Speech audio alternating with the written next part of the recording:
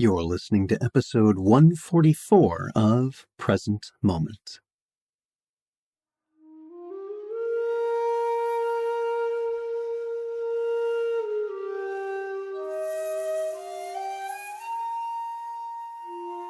Welcome to Present Moment, Mindfulness, Practice, and Science. I'm Ted Meissner. Present Moment is a podcast with interviews, conversations, and roundtable discussions. We speak with mindfulness teachers about their newest findings published in peer-reviewed science journals, teachers about their understanding and methods as they work with students of mindfulness, authors about their books and interests, and we also speak with everyday practitioners. The website presentmomentmindfulness.com has show notes for each episode along with resource materials. Loch Kelly joins us to speak about The Way of Effortless Mindfulness, a revolutionary guide for living an awakened life.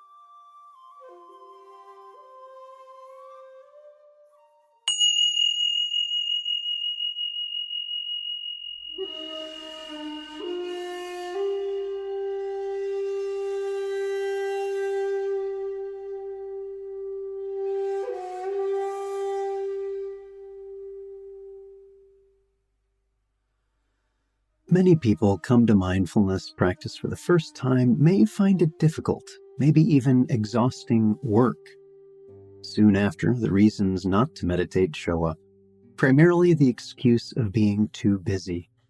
And perhaps when it's seen as taking an hour or two out of your day to formally sit, that might be true. But what if being present wasn't effortful but effortless, and didn't require carving out additional time to work on it? Loch Kelly is a leader in the field of meditation and psychotherapy. He is author of the award-winning Shift into Freedom and founder of the Open-Hearted Awareness Institute. Our guest today is Loch Kelly. Loch, welcome to the podcast. Good to see you. Thanks, Ted. Yeah, great to be here again. I'm glad I'm back and talking about some new things together. So this is a new audience for you. This is on Present Moment. I know you and I have spoken on a different podcast that I do. I'm wondering if you might take a few minutes and just introduce yourself to this audience, whatever you feel is appropriate about your background. Yeah, just to say hello and to say that I kind of stumbled into this field of being in the now and being in this world of mindfulness and probably through sports, I would say, is probably, if I look back, I can remember a time where I actually heard as a 14-year-old on TV, a sportscaster had said, he's got eyes in the back of his head. And I kind of said, he's got eyes in the back of his head. I kind of know what he means, but what does he really mean? And I literally tried to first look as if I was psychically looking behind.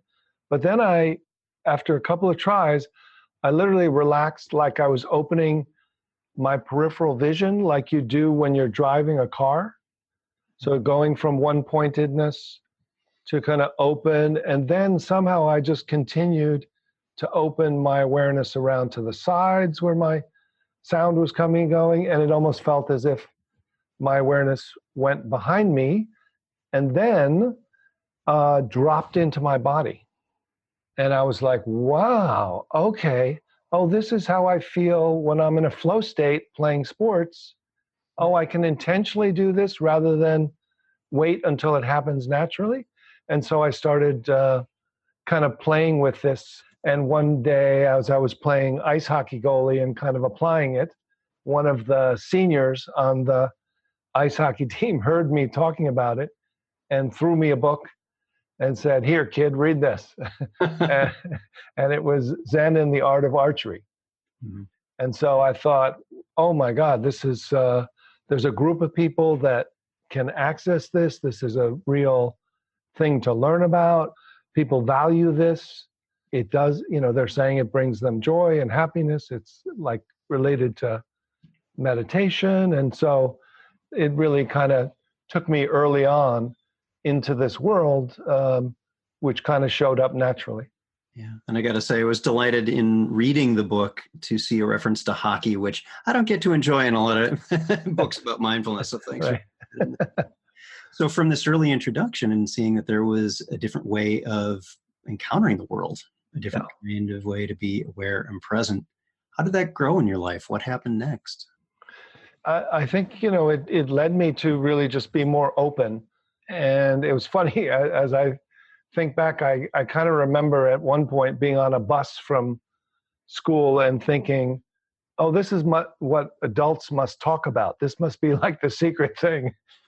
and and as we all know, this is not what adults talk about.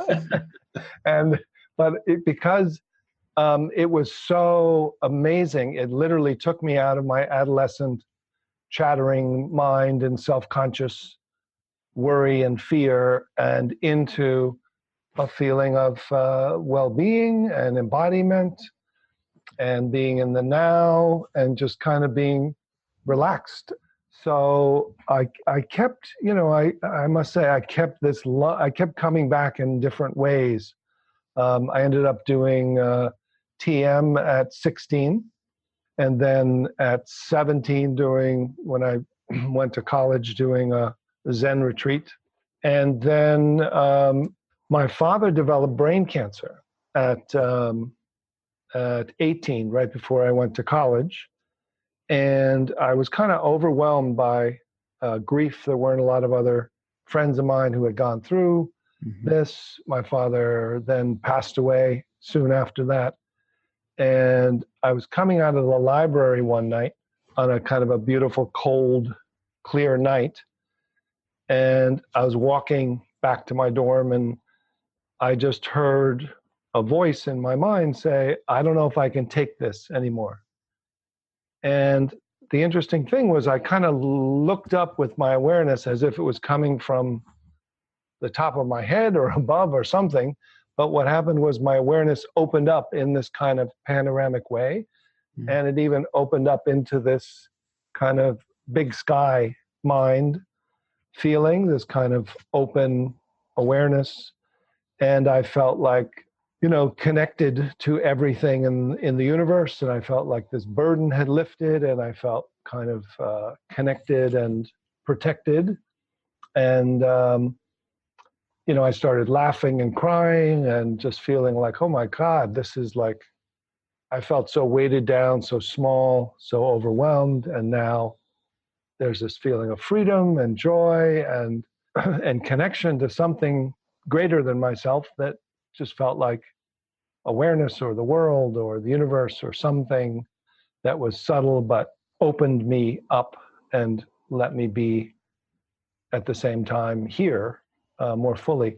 So that kind of led me to both be interested in meditation and psychology and neuroscience, and led me to graduate school in those kind of areas.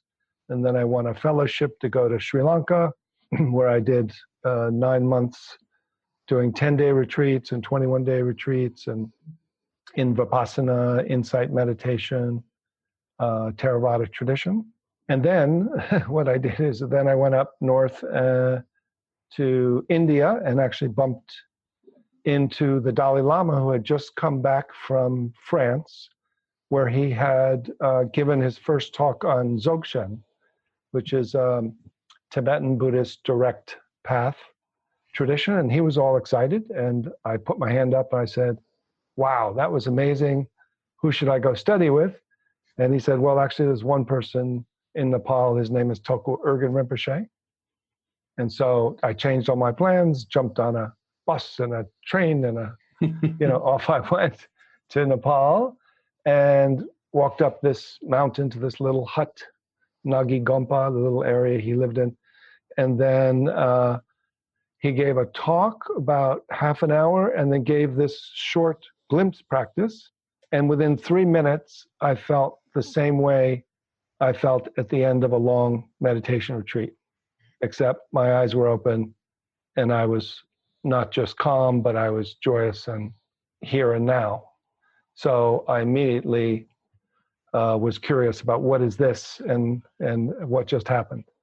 Right, it's a wonderful story. And for folks who are curious about the book, there's some interesting background that's included in that. But I'd like to jump forward into this book, The Way of Effortless Mindfulness, and talk a little bit about what this is. What do you mean by effortless mindfulness and how that's distinguished from what listeners may have encountered elsewhere?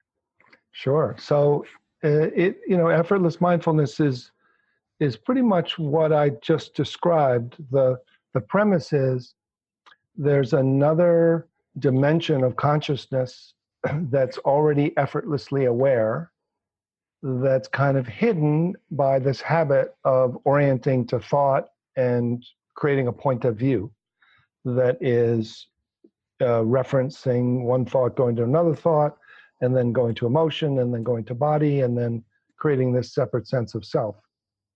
And that when we find a way to let go or open or discover or immediately recognize or realize this effortless awareness, we can be mindful from there rather than from a calm, attentional position or even a kind of detached, mindful witness. So it literally is like a third type of mindfulness from a different level of mind. So this is based on a few different foundations. I think you articulate 5 in the book. Mm-hmm. I'm wondering if you could say a little bit about those foundations. Yeah, so the foundations are kind of the movements of awareness, but certainly just to start for those who are listening with the first one is that there's already a kind of effortless ease that is not just passive, but actually is awake, spacious, and that most of us do what we love to do in our free time in order to actually have moments or afternoons or days of this.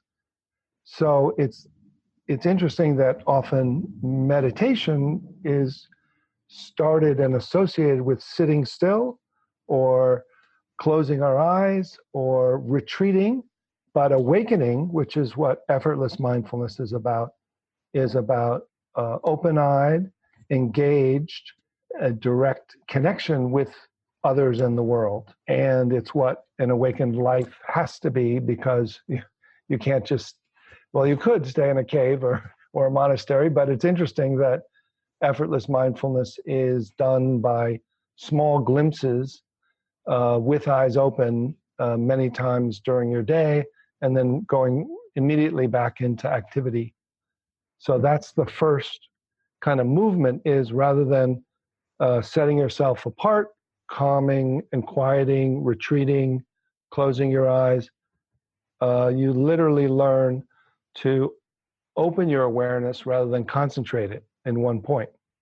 You learn to open the awareness to discover that there's already an spacious awareness that's already installed within you, that you can be aware from there and then respond. And then it's almost like being in a flow state, or what athletes call being in the zone. So you literally are not withdrawn and passive, as some people feel is kind of the caricature of people who meditate a lot. It's like sitting back and saying, like, would you like some tea? And they say, all tea is the same. you know, anything will be fine. There's no problem with anything. That spurious representation. I get into discussions, many listeners of this podcast are aware, arguments sometimes with folks who characterize contemporary mindfulness teaching as being very withdrawn and self-focused. And I'm like, have you attended any of the classes from any ever spoken with on these podcasts or done myself? Because it's as described, it's a moving in, it's an opening up. Yeah. It's active and engaged, not That's right. Not the navel gazing that they're in the evidence-free fear mongering of what mindfulness is. That's right. That's as you're describing. Yeah. Yeah. So the effortless, one of the unique things is it doesn't start with concentration, it starts with opening. And it doesn't focus on the contents of consciousness, which is what the 4 foundations of mindfulness start by focusing first on the breath as a kind of one-pointedness with concentration, but then thoughts, sensations, feelings, which are pleasant and unpleasant, and then mind objects. So you're looking from a mindful meditator at contents coming and going, which can relieve you of that first sense that you're a solid self made out of thoughts. But then the magic move, or the first move of Effortless, is, all right, let's not look at the content, let's look at the content. Let's turn to see what's behind the camera. Let's look through the meditator, open up to see who's aware of what's coming and going. And literally, that changes the whole game. So that awareness of awareness is the first of what I call the 5 foundations of effortless mindfulness. Let's say a little bit more about some others, because that itself is a fundamental shift. Yes. Typically how mindfulness is taught. That's right. Let's say a little bit more about some of the other foundations, how they describe further this movement of effortless mindfulness. Yes. Yeah. So then after opening awareness immediately, and it's a kind of learning of a feel of how to do this, because what I call local awareness, which returns to spacious awareness, which has been kind of identified or attached within contents, isn't attention. It isn't the doer doing it. It isn't the ego doing it. It isn't the meditator doing it. It literally is a kind of free local awareness that can move itself. It's an already awake dimension of who we are that returns to kind of a more spacious dimension that you could say is wider or more vast, but really in some ways it's really more subtle, almost like the space within all atoms. So it literally is the awake, you could say, the metaphor would be the quantum field from which particles and waves appear. So you go so subtle that you're before thought and concept, and there's this alert, pure awareness that feels like it has no boundary, and yet it's here and now because it's within as well as equally around and interconnected.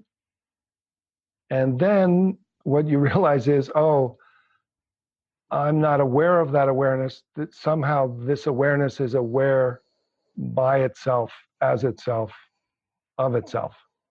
And so that's kind of that little surrender or letting go or turning over that you hear so much in advanced spiritual practices. What does that mean? Turn it over, let go, surrender. What surrenders to what? So what this is this local awareness surrenders to the already awake spacious awareness, and then is just a moment or minutes or a little time where it's almost like a click. Oh, it's aware. It's always already been aware. There's a dimension that's aware. So there's the effortless dimension that, oh, I'm not doing that. It doesn't need my help to be aware. And then you're aware from there. It's like, oh, it's bigger, greater than me. Oh, it's essentially who I am. And then the next movement is kind of the non-dual move from the Buddhist perspective, which is kind of different than what's sometimes talked about as non-dual awareness, as if it's pure awareness. But the non-dual from Buddhism is there's an ultimate reality and a relative reality, and they're not two. They're non-dual. So from the pure awareness, there's a curiosity of waiting to see whether the first movement of energy, thought, sound is something that's moving through.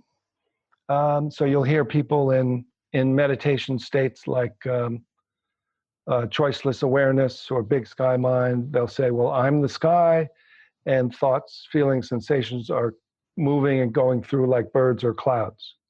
So that's a meditation state. That's kind of the highest deliberate mindfulness state. And this move is literally, as the awareness, you start to feel directly, know directly, oh, this movement of sensation is made of awareness. This movement of thought is not a second thing. It's a particle or wave made of the awareness. And so in some ways, that's actually what emptiness means. Emptiness in one sense means there's no separate, independent thing that exists apart from anything else. Everything's interdependent, therefore interconnected. Therefore, emptiness doesn't mean void. It means that literally this feeling of non-duality, that you feel like, oh, everything's interconnected, and I'm aware here and everywhere and embodied, but embodied means kind of connected to everybody. Yeah. It doesn't necessarily have to mean this fathom long body. That's right. In another way. Exactly. And yet you're not spaced out or in this way of moving through these 5 foundations of effortless mindfulness. You're coming back home, and at that, now you have this other insight. So now as you feel that they're not separate, thoughts, feelings, sensations, now you're doing a kind of insight where you realize, oh, well, they are coming and going, meaning they're dancing, and they're not me, but they are part of me. So all of a sudden you start to realize, oh, but they're part of me. They're not me, but they're not forming into a small managing self. Right. So that's the big difference. All of a sudden, you're not operating from a separate sense of self, right, or a mindful meditator that's detached, and you're not passively in a big sky mind where you're kind of watching from a no self. You're literally feeling you're interconnected, alive, awake being, a sense of true nature. There's a natural just flavor of kind of like a ocean of awareness arising as you, this wave that feels like, yeah, I'm this wave. What's the big deal? It's kind of ordinary. And I imagine this perspective shift from either a meditative state as something to achieve, or progress to be made, something that one needs to develop skill at, that there's a fundamental difference with the concept that, this is always here. Mm-hmm. It's present. It's we're tuning into that. It's not having to create this ourselves. That's right. And that itself, I imagine, has an influence on how your students would receive this. And I'm kind of curious, how does that go? Do you see often this shift from I've been striving towards this end, this goal, and it's like, oh, it's not like that. It's something that I've always been able to tap into because it's inseparable from you. Yes. Yeah. Beautiful. Yes, exactly. So it's often a surprise because pretty much the way we learn most things and achieve most things, in a good sense as well as, in a kind of a addictive sense on one level, but even just like learning how to read or write is by, developing and creating and building some set of skills or knowledge. And even meditation seems to be presented that way as, well, you do this, you do that, don't do this, don't do that. Yeah. And then it leads to a letting go and a discovery, there's an effortlessness that is already the foundation of where I'm aware from. I don't have to concentrate or be distracted. There's something that is aware, and kind of the relative distracted mind can be distracted, actually, while you're aware of it, because what was the subject is now the object. That viewer or that manager or that thought-based, I think, therefore I am, part of me is now part of the insight from effortless mindfulness, which is connected to it and considers it a part of who I am. I'm wondering if we might talk a little bit more about some of the contents of the book itself. Speaking of content, there was something, and you've mentioned this already as we've been having our discussion, glimpses.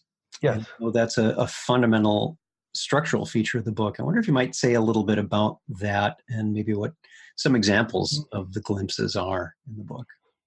Yeah, and it's pretty much, follows just on what you were talking about, Ted, is about that kind of efforting or trying to sustain a meditation state, or having to effortlessly don't move, or that a glimpse is a way of shifting out of the current constellation of consciousness, using awareness as the glimpser or as the tuner.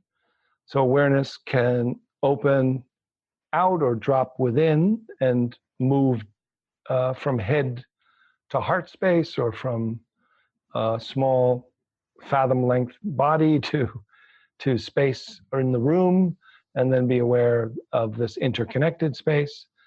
And so a glimpse is not a meditation state. It's actually a shift of identity, a shift of mind, and a shift of awareness into a kind of true nature, or for a moment or a minute.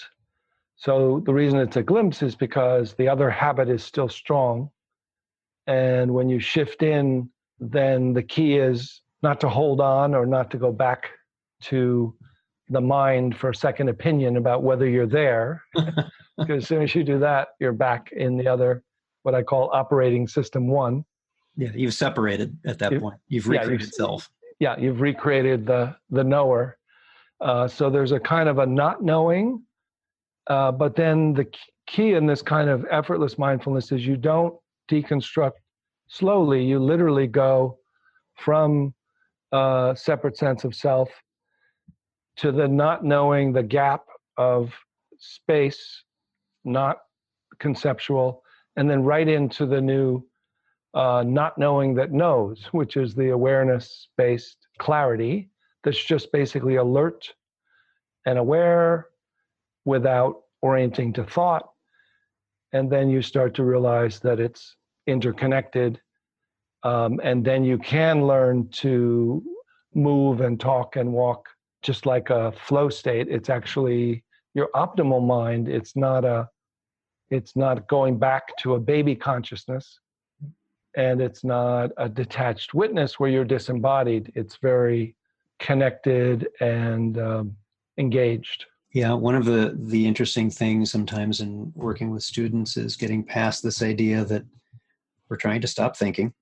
That may happen, but that's really not a goal we're going for. And just really receiving what's here right now, and not in a separate way, because there's always it's I have to add additional time to do meditation, and like you're already separating it. That's right. The rest of your life. This isn't a separation. This is That's right. This is a moving close to. And that's really tricky for folks to wrap our heads around. That's not typically the way we've been trained over the course of a lifetime. So I'm curious, Loch, in working with students, what's some of the challenges you run into? What do you see a lot of, and how do you meet those? Sure. Yeah. And so, just to start with that glimpsing, the first challenge is that this is kind of an advanced form of mindfulness in the Tibetan tradition. It's usually start with deliberate mindfulness and then learn effortless mindfulness. Either shows up by itself, or there's a kind of pointing out instruction or glimpsing method to introduce you. So it is, upgrading or letting go of the old way of knowing into the new way, which seems at first a little, there's like an old orientation, then there's a disorientation, then there's a new orientation. And the new orientation is sometimes like, what? This is it? That should have been the very beginning quote of the book. Disorientation and what? What? And because it's like the initial freedom, there's a relief and there's like, oh, but then it's like not a lot of bells and whistles initially or fireworks. It's literally relief of suffering, and kind of an open, a real feeling of dimensionally openness, like literally like, well, what do you notice? Well, I just feel so open, so spacious, so interconnected. So something feels that there's a not a limited self trying to fix everything. And so then certainly the not making that into a meditation state as if, oh, that's just my rest. Now I have to go back to operating from my small ego-centered self. And I'll remember this as a good time and I'll do it later. So come back, or if I'm doing long meditation retreat, oh, well, next year I'll make my vacation.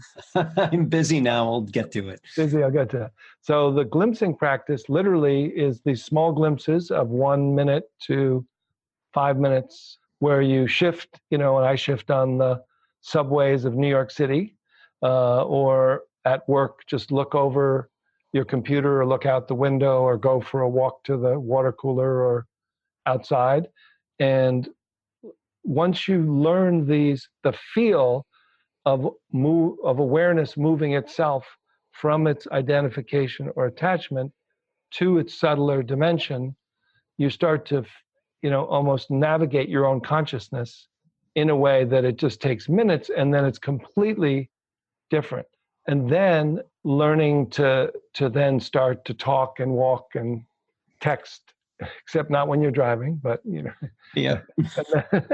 and then trying to be willing to, like any habit initially, like any good habit, even like, eating well or going to the gym or, doing these small glimpses, even with these great benefit, it just still, the current operating system resists change. It's really got its protective parts and it tries to kind of fight it off. So it's a willingness to have some consistency, and yet it doesn't take that long and it's not that hard once you learn the principles, and it takes you directly into awake consciousness. So, I'll have people walking off the street in an hour and a half, and about 8 out of 10 people will say, oh my God, I didn't know this was possible to experience this, which I only experience when I'm rock climbing once a year,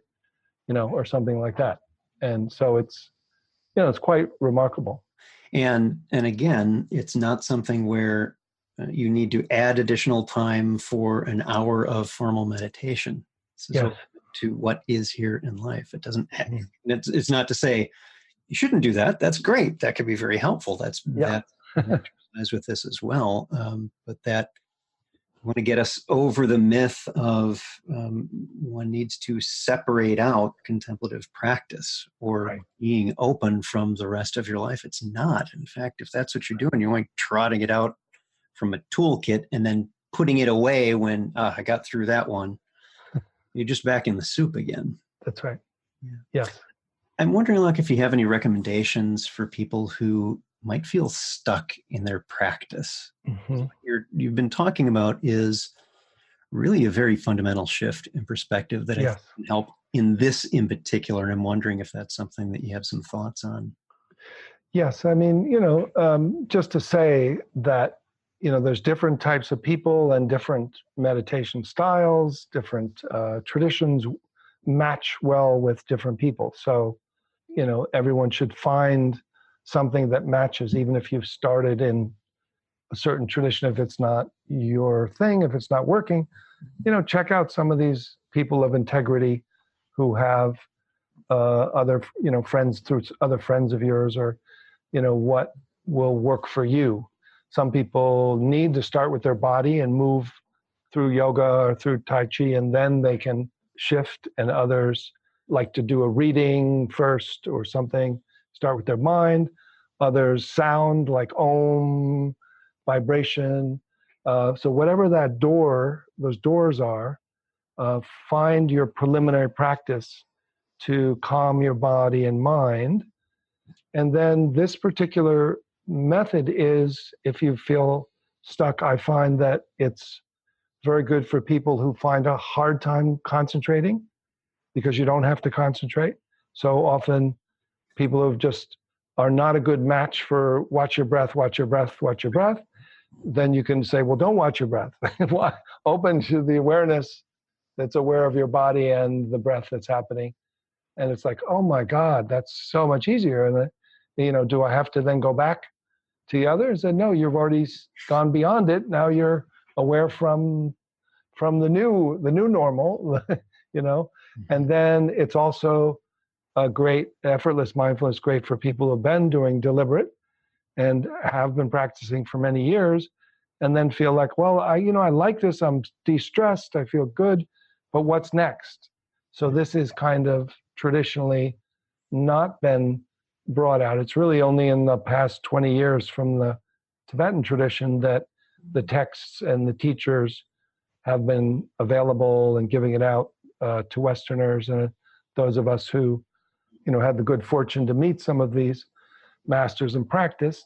And then I've kind of done what Jack Joseph and Sharon Salzberg have done, in that I've taken kind of some of the Tibetan direct practice traditions of effortless mindfulness from this Sutra Mahamudra tradition, which is actually a pre-Tibetan. It was actually a Mahayana tradition. So it's a connection from Sutra to Mahayana to Tibetan, and then made it more available, kind of filled in some of the gaps of the practices, made them more accessible, found ways to use learning styles to get the same point across in these glimpses, for auditory people, for visual people, for kinesthetic people. I'll do the same pointer in different styles. And it's been said even in the Tibetan tradition that this is kind of one of the best things for Westerners, because we're too smart for our own good, and we're already good at efforting in the other way that we can.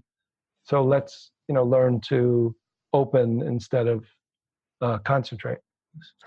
Yeah, and that's one of the things I particularly admired about how you crafted the book and what you wrote in it, is a clear understanding that is a theme throughout, that people meet this practice in different places. We don't all resonate with the same kinds of practices. Yes. And I would also suggest that for those who listening who may be having the phrase cultural appropriation going through your minds, I would suggest this is quite the opposite. It's recognizing that I, at least, am not from a culture that this is rooted in, and I'm unable to connect with them in ways that new interpretations that are more of a match for my cultural history, while still respecting the roots, is what Loch has done with this. So I just encourage to consider that this is for those of us who haven't had the benefit of being raised in a culture who may have this as part of their practice. We're a different kind of animal, and we meet things. That's right. Yeah, and this is the tradition of spirituality and Buddhism. It started in North India, went to Sri Lanka, then it it changed when it went to Japan, China and Japan. Then it changed when it went to North India and Tibet, and then within Tibet, they appropriated it into different lineages. So it's been changing, it's been adapting, it's been so why not continue to find the jewel and what's true and precious, and keep checking it out and respecting the lineages and tradition. But as I say, I'm from the human being lineage, so I'm for everyone. I'm for what's true and what works and what's good, which is kind of a scientific approach, almost like what's real, what's true, what are they getting at, what do they really mean, why are they doing this, what's the purpose, and why do they do it that way? And is there another way to get to the same place? Or is there something missing in the gap of the pointers that is why people are missing it? And then I'll kind of reverse engineer some of the practices and then make them simpler and more elegant. Well, in ways that people with a different background can access. It is more accessible for those. Yes.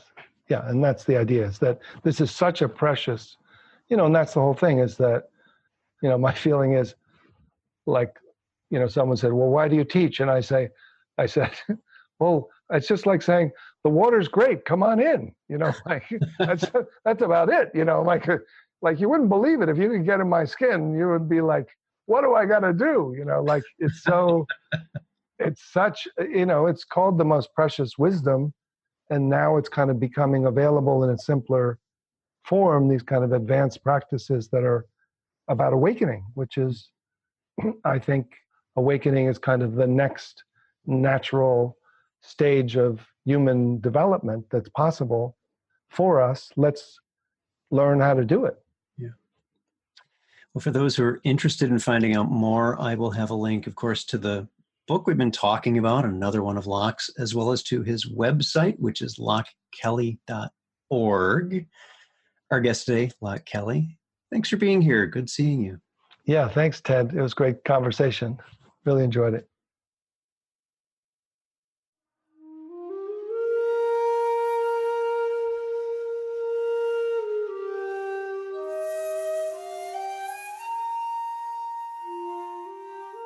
Thanks for listening. If you'd like to learn more about something you've heard in today's podcast, please come visit the website at presentmomentmindfulness.com. You'll find an entire webpage devoted to this and every episode. You can comment on the episode page and find show notes and other helpful resources for your mindfulness practice. The shakuhachi music heard on Present Moment is used by permission and through the generosity of musician Rodrigo Rodriguez. His website is linked on the Present Moment website on the About Podcast Music page. Sound editing, mixing, and mastering provided by the generosity of Anthony Dominello of StructureFromSound.com. Until next time, remember, every moment you have a choice. Make it the best you can. See you next time on Present Moment.